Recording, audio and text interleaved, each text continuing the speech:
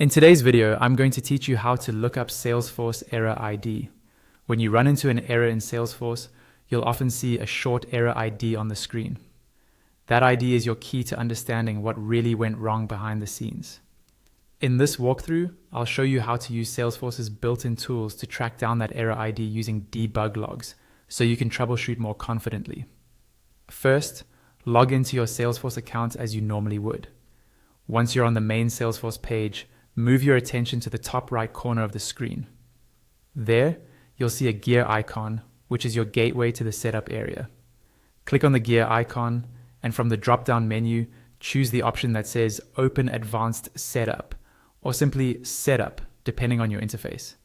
When the setup page loads, you'll see a left-hand panel with many different options.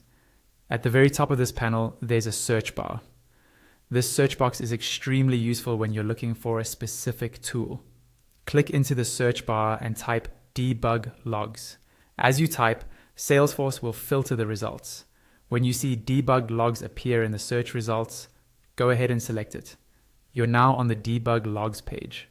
This is where you can set up trace flags that tell Salesforce to capture detailed logs for a specific user. Look for the section labeled User Trace Flags and click the New button to create a new trace flag. In the Traced Entity Name field, click the search icon. A pop-up window will appear, listing available users.